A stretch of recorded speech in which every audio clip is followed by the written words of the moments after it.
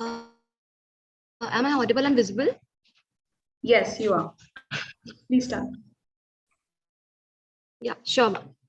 There are those who look at the way things are and ask why. I dream of things that never were and asked why not. A very good morning to everyone.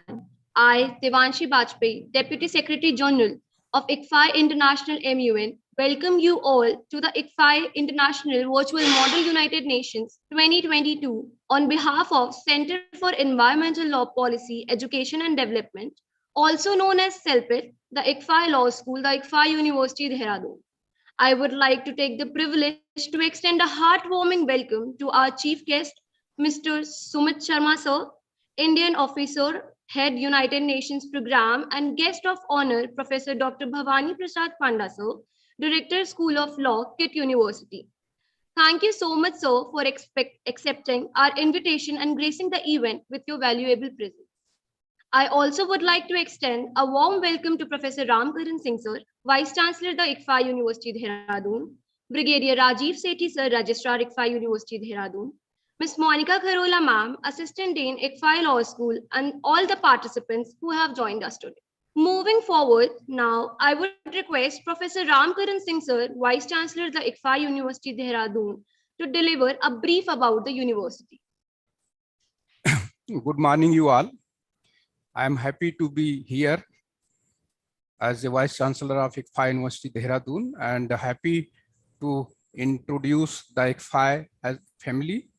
The ICFI family is having a history of close to 4 decades, and this system started in the imparting the high-class education in the area of finance, and gradually after a decade time in 1995, it has evolved as a major private business school in India, and presently it has nearly 9 business schools which are imparting the quality education in Pan-India.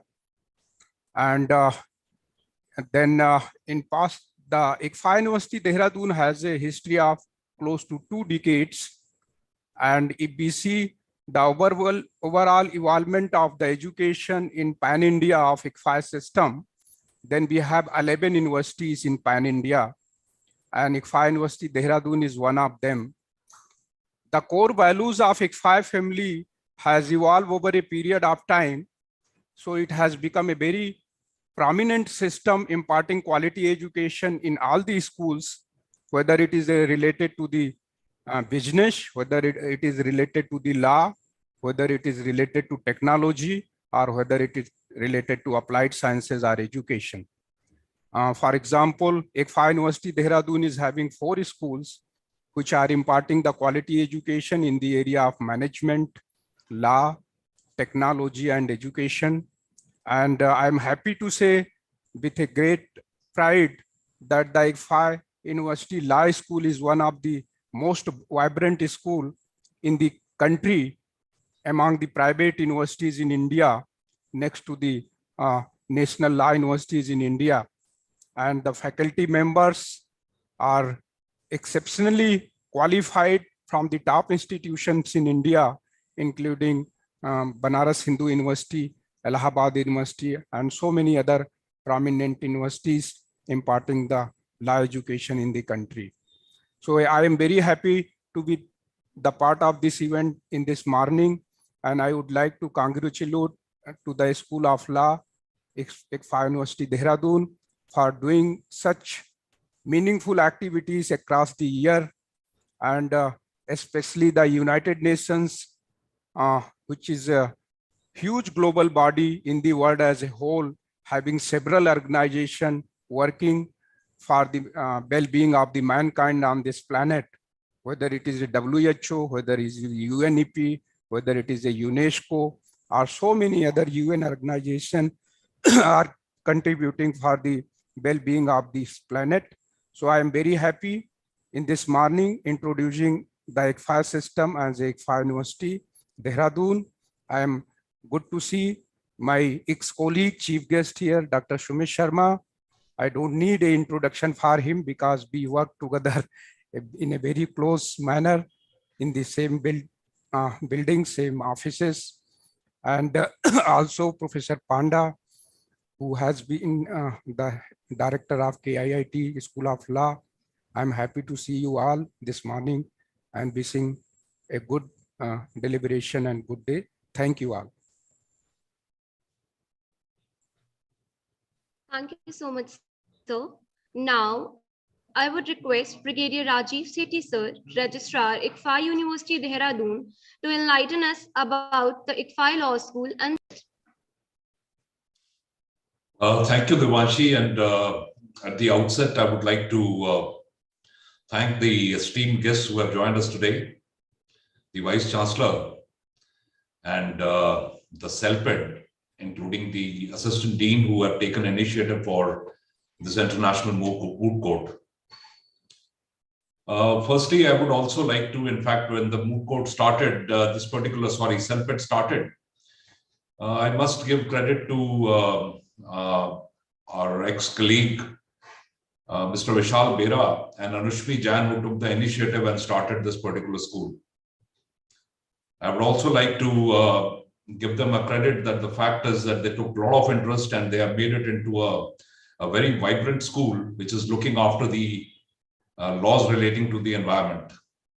As you must be aware that the environment law is something which is basically fighting for improving the habitat in the bird per se. And the law is being used to ensure that there is no exploitation of the resources. And as far as the CELPED is concerned, the biggest contribution they have it is that they have started the moot court, which gives the students an opportunity to express their views as well as gain knowledge on the particular subjects. So with that, I would like to wish you all very best. And I must say that the ICFI Law School is doing an exceptional job. They have got a number of specific schools which are looking into specific issues. And with that, I would like to return back to Ms. Devanshi and thank you all and all the participants, all the very best for having an international, a good amount of discussion on this subject. Thank you. thank you, sir. Building leadership for tomorrow, which is exactly what we do. MUN helps students gain self-confidence, public speaking skills, and a vast knowledge of current global issues, all of which are attributes of the modern day leader. Now, I would request Ms. Monica Karola ma'am, Assistant Dean, ICFI Law School, Dehradun, to give a brief about ICFI International Virtual Model United Nations 2022. Thank you, Devyanshi. And a very good morning to all people who are present here. Respected Vice Chancellor, sir, Registrar, sir, our Chief Guest, Dr. Sumit Sharma, and respected Professor Dr. Bhavani Prasad Panda. We are very happy to have you here, and your blessings and guidance will go a long way in helping all the students who have come here to participate in this important event, and they'll be sensitized in order to work for the UN and on the philosophy of the United Nations. This Model United Nations has been conducted by CELPAD of ICFI Law School, Dehradun, in order to promote and sensitize students on the role of United Nations and the duty of all world citizens. The United Nations, which begins with the words, "Be the people of the United Nations," clearly indicate that each one of us has a stake in the well-being and in the constructive work that the United Nations can do. If we talk about the recent happenings that are taking place, for example, in Ukraine, or even in the vicinity of the Indian subcontinent, or to talk about India itself, the incursions that we are facing from the north and even from the west. So it's important that states must come together and resolve disputes amicably. The United Nations, which has been formulated on the principles of sovereign equality, makes it mandatory that states contribute effectively for the implementation of peace and security, which is one of the main objective of the United Nations. Having faced 2 world wars in the last century, And it was because of that they said in the preamble itself that they want to prevent the scourge of war, as they said. And we should not forget this, because peace is highly, on the edge.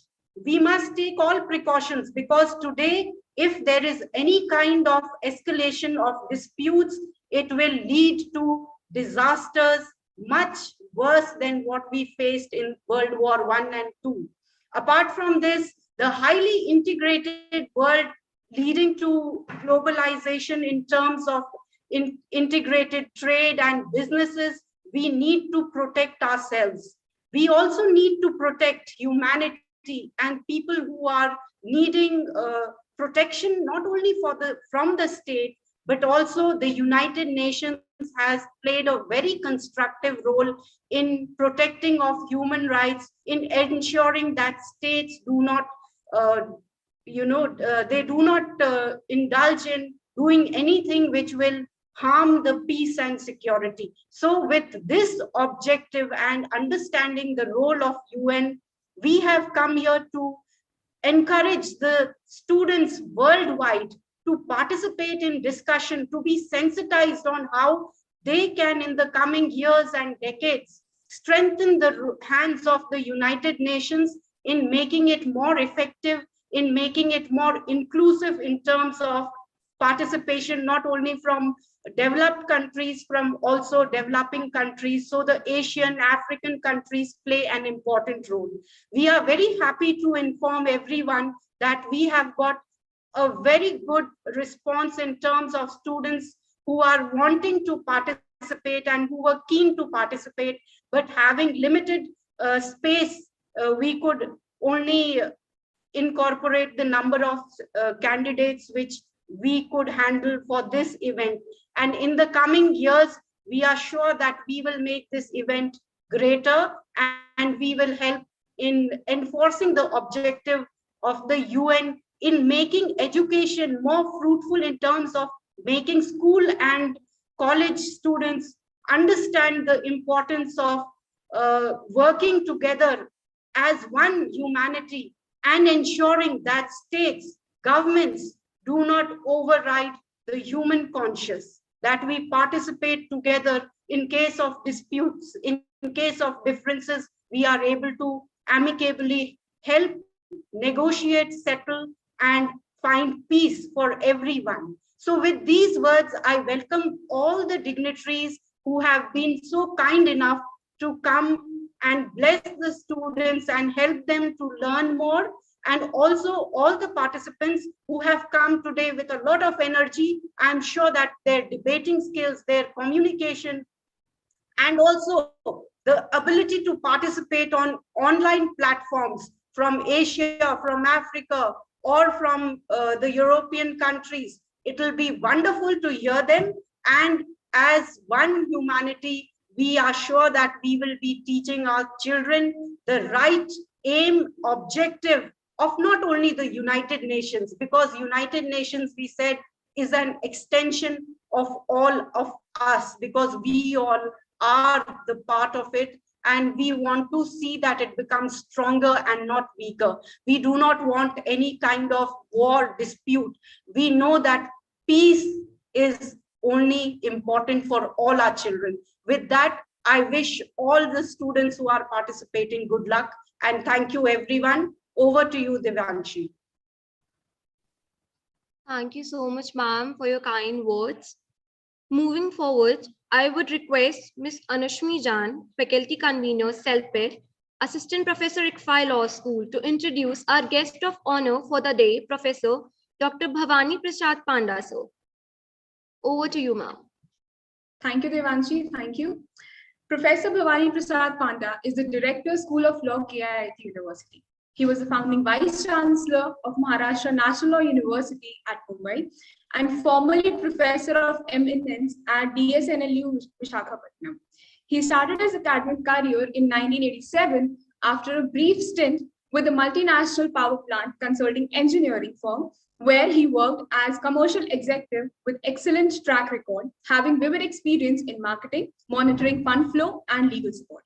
Professor Panda conducted his research in law on the changing structure of juvenile justice system in India with reference to young adult prisoners at Boston School in Vishakhapatnam and obtained PhD degree in 1994 from law faculty Behrampur University. In 2016, Professor Panda received most prestigious among legal educationists N.R. Madhava Menon Best Law Teacher Award, jointly instituted by the Society for Indian Law Firms and Menon Institute of Law and Administration, with a cash award of ₹1 lakh and citation. During the academic and administrative tenure, Professor Panda presided over many law conference, meetings, and seminars in India and abroad. The more we say about him, the less it is. So with this, I would now open the floor for Professor Panda, sir, to please take over the session.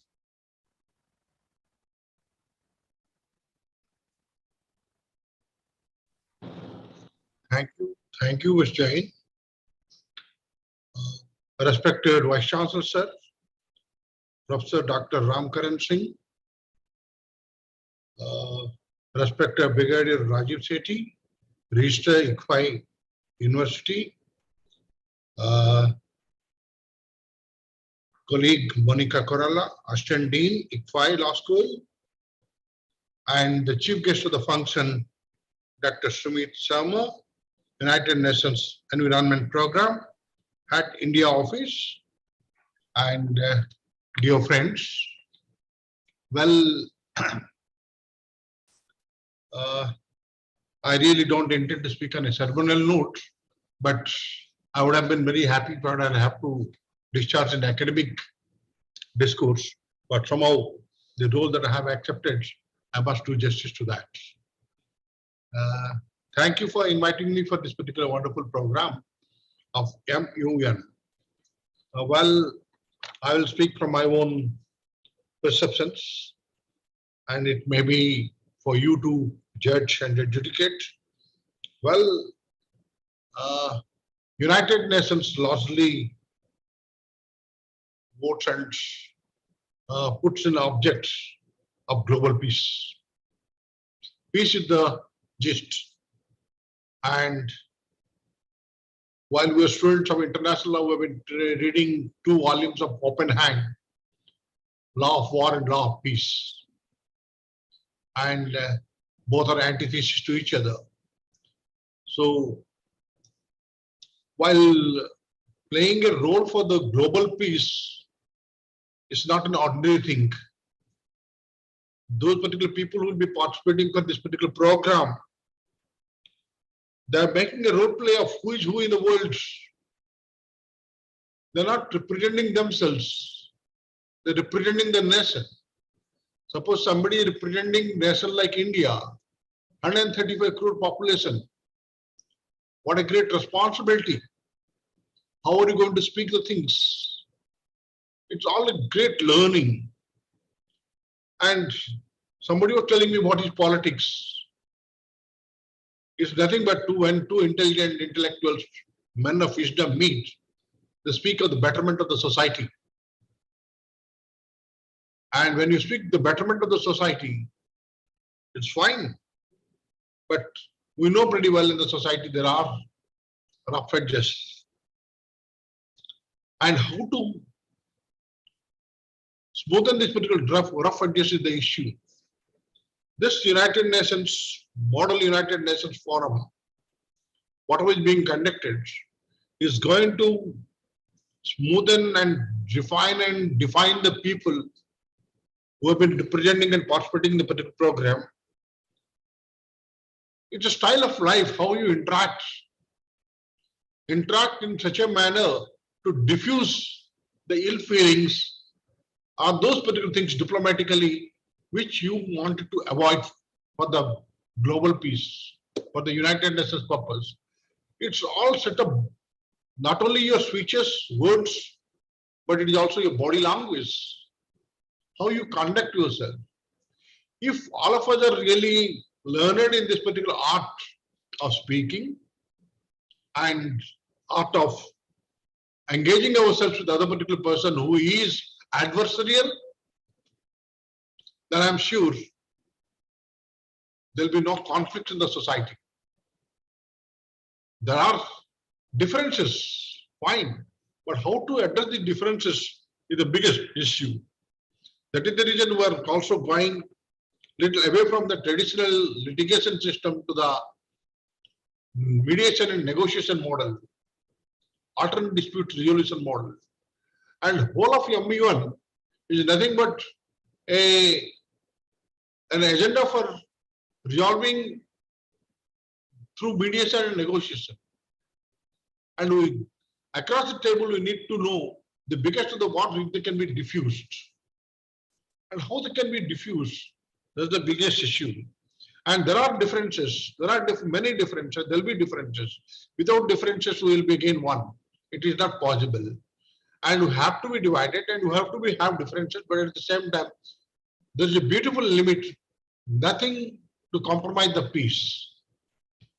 Some of these are my views, and certainly the art, the students will be exhibiting in the areas, there will be something very interesting that what we'll be observing. In diplomacy, the art of negotiation, how well and globally you are informed about your nation and other nations, and the analytical skills, networking, and how do you really negotiate and interact with the people for the first time in your meeting. All these are value sets of a good human being in the society tomorrow. So MU1 provides an opportunity to each one of us to understand and observe and synthesize with the dynamics of art of speaking, art of negotiation. So I wish the organizers, these particular organizers, they'll be doing the particular program good. The participants, all the best. I'll be happy to observe how do you really conduct yourself. And I once again thank the organizers for inviting me for this particular program. Thank you very much. I know my time is limited and you have to catch up with the things. I will be happy to listen Mr. Sumit Sharma now. Thank you. Thank you so much, sir. Now I would request Ms. Anushmi Jan, Faculty Convener, CELPET, Assistant Professor at Phi Law School, to introduce our chief guest for the day, Dr. Sumat Sharma, sir. Thank you, Devanshi.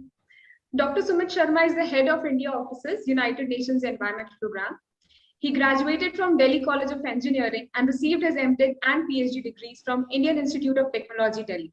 He has been working in TERI for the last 16 years and presently leading a group of about 50 researchers in the division focusing on various local and global environmental issues. He has worked on more than 50 projects related to air quality management involving scientific assessments, policy advocacy, outreach, capacity building, and awareness generation. The scientific work included assessments based on air quality monitoring, emission inventorization, urban and regional scale air quality modeling, and air quality management plan. He has worked on pollution source apportionment studies carried out for different cities or regions in India to address regional and urban scale particulate and ozone pollution. He has worked on state-of-the-art chemical transport models for providing scientific evidences to help decision-making for air quality improvement in current and future scenarios. With this, now I would like to open the platform for Dr. Sumit Sharma to please take over the session. Please, sir. Thank you, Anushmi. I must clarify that I'm not heading UNEP India office. It was Mr. Atul Bagai who was supposed to be coming for this function, yes, but he was committed somewhere else. So I am a program officer at the UNEP India office, and I'm working on several issues related to pollution management. I had an experience of about 2 decades working at the Energy and Resources Institute, and the Vice Chancellor, Professor Ramkaran Singh, is a dear friend. We have worked together at the same place for a significant amount of time. It's my pleasure to be here, and I have a small presentation to be made. Can I share my screen? Yes, sir. Yes, sir. Thank you. And if you can confirm, you can see the screen. Yes, sir, it is visible. Okay. So, yeah, thank you so much, and for giving me this opportunity, and to all the dignitaries on the dais today. I was hearing to Professor Panda. I mean, this was amazing to hear how he was trying to motivate the young minds towards joining this process of negotiations, which is essential in this conflicting world. I mean, you always come with different priorities, different issues, different mindsets, and there will be a point of time where you will all need to sit across a table and discuss these issues in an amicable manner, in a diplomatic manner, and still put forward your own thoughts, your own ideas, your own ideologies forward to discuss these things clearly. Okay, so let me just go through the presentation which I have prepared. Let me clarify, I'm not from a legal background. I am a scientist. I come from environmental pollution background. And my presentation will focus on sensitizing you towards the 3 planetary crises which UNEP has identified and which the world is dealing with in last few decades and in the decades to come. So if I just move forward, these are the 3 things which I'm talking about. The 3 most important environmental issues which the world is dealing with are climate change, biodiversity loss, and pollution. We know how interconnected they are, and they are driven by decades of relentless, unsustainable global consumption and production. And that is what has happened over the last century. It is not just threatening our collective future today. It has diminished the ability of ecosystems to provide, which basically provide supports to not just humans, but several other forms of life. I mean, climate change, what to say? We all know how the temperatures are growing, and we are set to hit more than 2 degrees Celsius if we don't take actions on time. Our sea level rise has tripled almost if you compare it with the period between 1901 to 1970. And that's why we are witnessing so many types of floods, the extremes in heats, and melting of glaciers. And that's all is not creating a rosy picture for the world. It is going to cause devastation if we don't control it in time. It's not only climate change, but the biodiversity has suffered a lot due to enhanced or rapid or unplanned human activities. There are reports which have told us that almost 1 million animal and plant species are now threatened with extinction. There is this report on world's trees, which says that almost 30% of world tree species are facing extinction. There are, issues of pollution. That's the 3rd important planetary crisis we must think about. We are living in India, which is dealing with severe air pollution. But even we see the thing at the world level, we'll realize that almost, more than it's in millions. Almost 5 million people are dying annually because of very high air pollution levels, and in all, almost 9 million people are dying because of high pollution of different types. So UNEP's mission is basically to provide leadership and encourage partnership to care for environment and to inspire, inform, and enable different nations to improve their quality of life without compromising that of future generations. I think this was very well explained earlier by previous speakers. I'll not dwell too much on this, and let me just move ahead. So on climate change, I think this is how we are moving. We are most developing countries are on a trajectory of a high economic growth, and that's leading to a lot of CO2 emissions, a lot of emissions of other greenhouse gases, and of course the short-lived climate pollutants, which not only pollute but also add to the warming potential. Now, there are so many promises which have been made, so many NDCs have been declared, which is telling us that we are trying to control our emissions. But the unfortunate part is whatever has yet been committed is not, enough. It's not sufficient. Now, if you would have followed the COP26 negotiations, which happened last year, there were a lot of promises which were made on net zero, achieving net zero strategy. And India said by 2070 we'll be able to achieve net zero status for the country. But even if we take into account all these pledges which countries have made, we're going to hit an increase of 1.5 degrees Celsius from the pre-industrial levels of temperature. That's really not a rosy picture, and this is going to cause a lot of issues on our economy, our health, and of course agriculture and several other sectors. In Indian context, this becomes even more important with a large coastline, with a lot of vulnerable population living there. The good part of it is that India has come forward and has made significant commitments or announcements during the last COP. We are planning to increase our non-fossil fuel energy capacity to 500 gigawatts. We have announced that we'll meet our energy requirements through renewables by almost 50% by 2030. We will try to reduce our carbon intensity to basically 45%. And of course, we'll achieve net zero by 2070.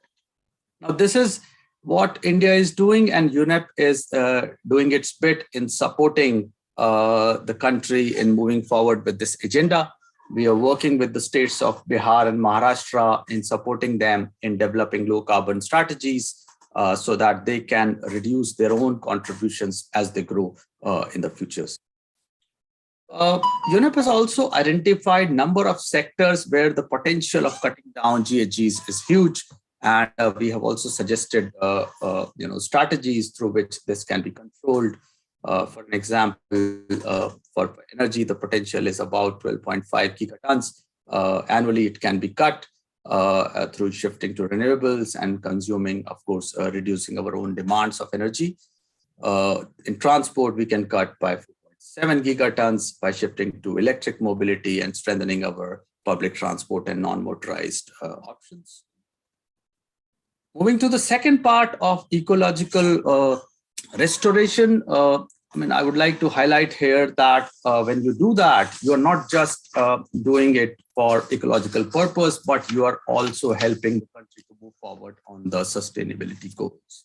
Almost 14 of the total 17 SDGs are linked to ecological restoration, and it is essential. It contributes to mitigating climate change. It basically halts the biodiversity loss. It reduces the risks of spreading the diseases, and it basically prohibits you to enter those territories which can expose you to certain diseases which you have not in your past. And of course, it helps in improving our resistance towards natural disasters, improving health and well-being, and improving our livelihoods. Now, in this regard, it was a proposal from more than 70 countries where the United Nations General Assembly basically decided to announce this next decade as the UN Decade on Ecosystem Restoration. And it is basically about restoring certain ecosystems and bringing it back to normalcy. What we know is that more than about 2 billion hectares of world's degraded landscapes, they have a potential of getting restored, and countries have committed to restore about 1 billion hectares of land through the UN Decade under the Bond Challenge. And the point is that we need to deliver on these commitments so that we can restore these ecosystems and bring back to their original forms. There are certain barriers to these restorations. Of course, the awareness towards the negatives effects of degradation and the benefits which you may accrue out of restorations are quite unknown, and people need to make more aware about it. The overall investments in the system is quite limited. We have, of course, a dearth of legislations, policies, and of course, the direction of subsidies also need to be relooked.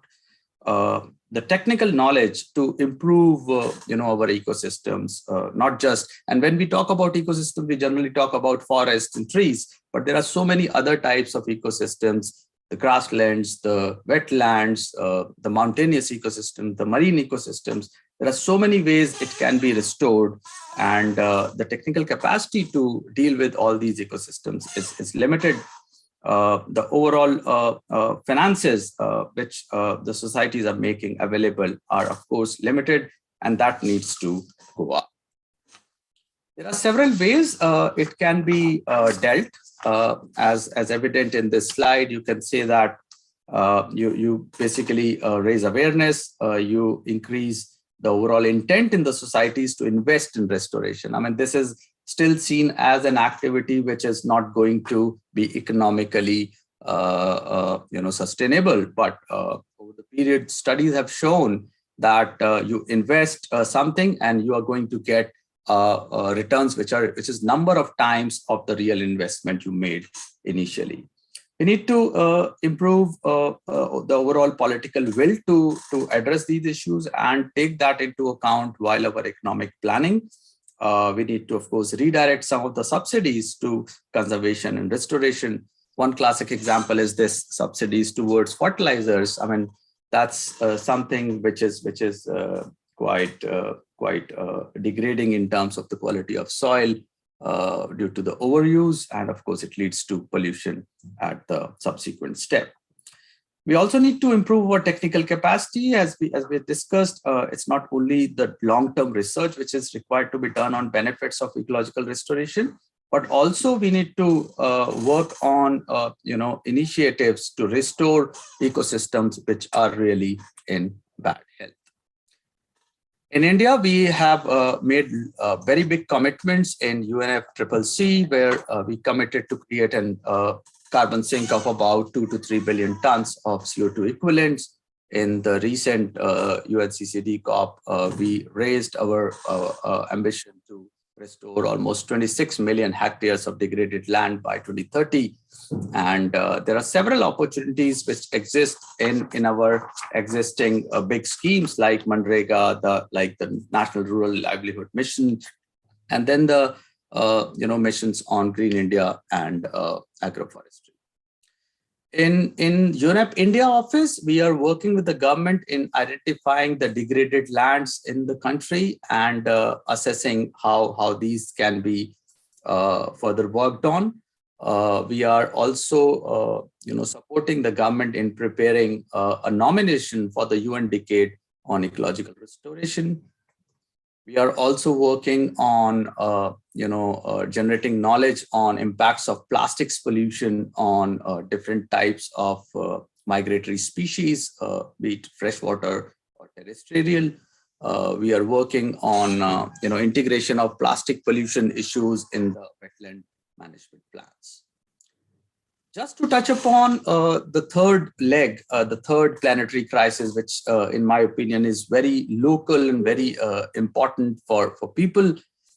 Air pollution, we know this is how it looks like in India. You have about 400 odd cities where monitoring is happening. And we find that almost 80% of our cities are not meeting our own nationally prescribed standards. This is how it looks like over the map of India. The whole Indo-Gangetic plains are influenced by very high pollution levels. And it's not only 1 year. If you see over the last 2 decades, the pollution levels have always remained above the standards for most of our cities. Well, if you see it over seasons, you will find that winters are more polluted than of course, summers. But the fact remains that we are violating our own standards. And I must tell you, our own standards are much relaxed than the WHO guidelines. And that's not a very rosy picture for people to breathe this air quality. The impacts are immense. What we find is that research is telling us that almost 70% of total deaths happening in India are attributable to high air pollution levels. There are studies which are telling us that 20 to 30% of wheat grown in India is lost because of high ozone concentrations. And of course, there are impacts over cultural heritage, the regional climate, and economy.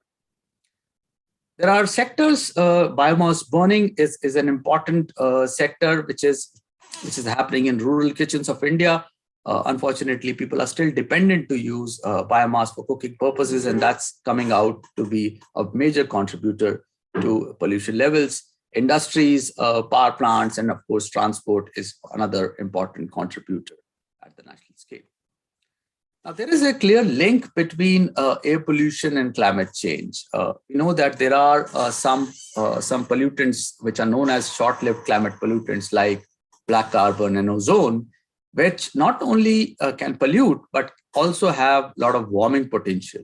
And what it tells us is that if we control these pollutants, we can also reduce the warming in the shorter term. So while CO2 mitigation measures can help us in the longer term, if we reduce black carbon and ozone, it can get us some relief from the temperature rise in the shorter term. And that's why there is a need to link our efforts in both climate and air quality arenas. And there are so many opportunities when you improve energy efficiencies, when you move to renewables. I think all this can lead to a reduction in air pollution levels and also in the GHG emissions released from these sources. UNEP is working very closely on this dimension. At the Asia Pacific level, we came out with this report, which talks about 25 specific solutions which can be more appropriate in this region. We are working with the Central Pollution Control Board on developing the air quality progress report for the country. And then to engage with different stakeholders and bring them on one table, we are developing this air quality action board. My last few slides are dedicated to this burning issue of plastics pollution. And I would like to bring your attention to the fact that this is the most burning issue which is getting discussed at the United Nations Environmental Assembly right now. And it is starting from 28th of February, where it has been discussed. First, it is acknowledged that marine pollution is a big issue. It leads to a variety of problems to human society. But most importantly, they are discussing the possibility of a global agreement, which can basically put countries to put some sort of regulations or legislations in place so that you can control the plastics related pollution, which basically ends up at rivers and marines. Well, on impacts of marine, I would just like to state few facts that it is not only the sea animals or the riverine animals which are impacted, but there are reports now telling us that almost on an average basis, 5 grams of microplastics are sort of ingested by everyone, which is almost equivalent to size of a plastic credit card. So, as I said, there are several initiatives which are happening on these fronts. In last 6-7 years, there's a lot of movement which has happened at the UNIA level, and a number of resolutions have been passed which aim to control plastics and marine pollution. India was one of the prime country which launched or piloted the resolution during 2019 to reduce single-use plastics, and followed by Honorable Prime Minister's announcement. There are a number of resolutions which have come in India which can actually control pollution due to single-use plastics and plastic packaging. At UNEP India, we are working with the government at the Ministry of Environment level. We are working with the states of Uttarakhand, Uttar Pradesh, and Bihar to develop state-level action plans for control of plastics. And also we are working with city-level agencies, Agra, Haridwar, Patna, and Prayagraj for control of pollution. We are trying to work on developing new alternatives for single-use plastics. We are trying to assess what are the recycling capacities we have in the country and what kind of capacities that will be required in the times to come. I'll just skipping few of the slides due to the dearth of time. We are also doing these assessments in terms of reviewing what is the impact of plastics on marine species. And it was frightening to see how the dolphins, the gharials are getting impacted. You'll be surprised that when you test the dung samples of animals in the protected areas itself, you'll find the domination of plastics, even in those almost all the dung samples you collect. And that clearly tells you the ingestion of plastics happening, not just in humans, but also in animals.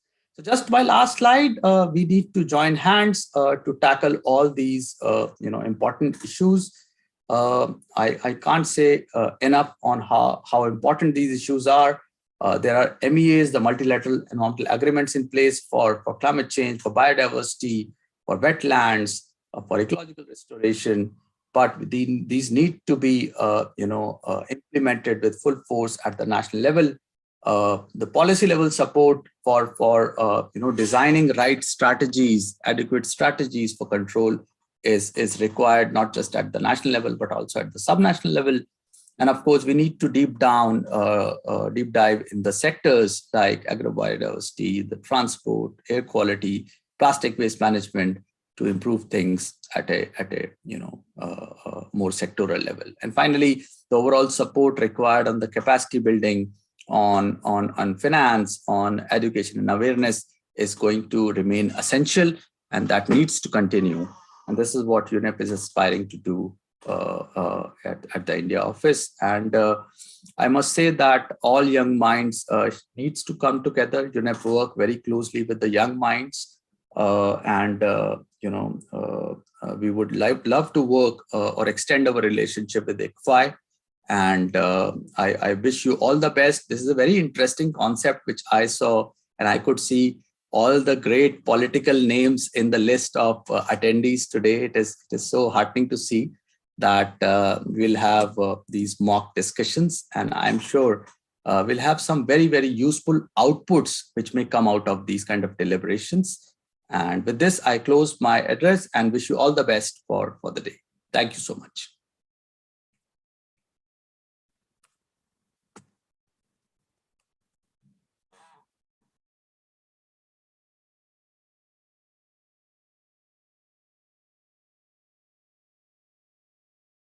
Devyanshi?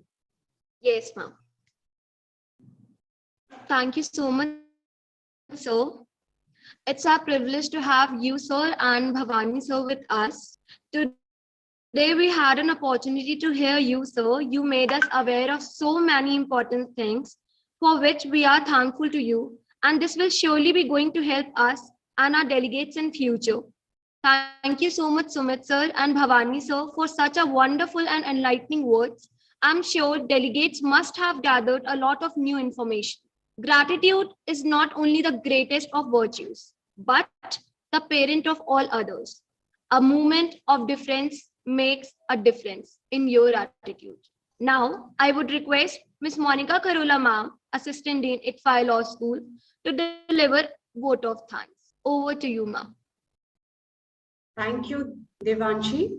And it's my privilege and honor to thank the chief guest and the guest of honor, Professor Bhavani Prasad Panda, who was the guest of honor, and Dr. Sumit Sharma, the chief guest today, who have very well laid the path for students and children who have come to attend this MUN to take up the threads from here to debate, discuss, and see how they can represent the states that they are going to represent, and to see how they can deliberate, mediate, and how they can bring out constructive solutions to various international problems. It is my opportunity to thank all the participants for coming, and I wish them good luck. I would like to put forward my gratitude to the Vice Chancellor and to Registrar Sir, who have always encouraged ICFI Law School and the environmental cell to take up more programs and to see that students are sensitized, encouraged to participate in various events. in order to bring out the best in them.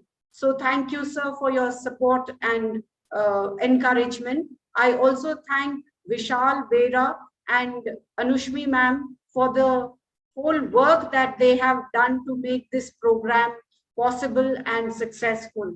I also wish the team of students who have worked very hard and will be continuously working for these 2 days to ensure that all our participants can smoothly give their opinions and thoughts and participate in the event without any glitches.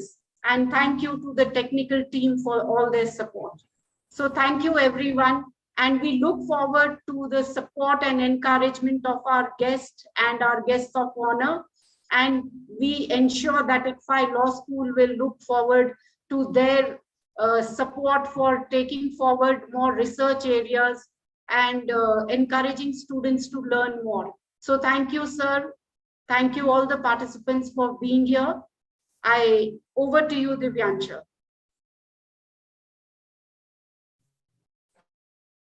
Thank you so much, ma'am.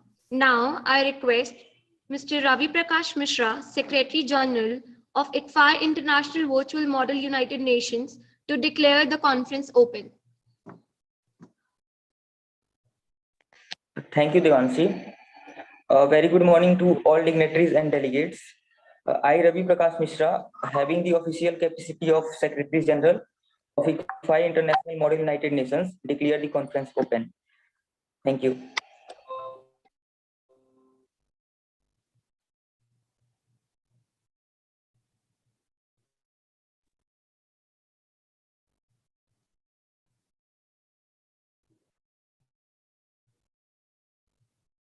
With the permission of the Vice Chancellor, the Chief Guest, and the Guest of Honor, can we, sir, close the session so that the sessions of the students can be initiated? VC, sir? Okay, I think we have lost connectivity. So, Divyanshi, I think now. Okay, over to you, Yes, Divyanshi. Thank you, ma'am. Mr. Sumat Sharma, sir, and Dr. Bhavani Prasad Panda, sir, with your due permission, may we end the meeting?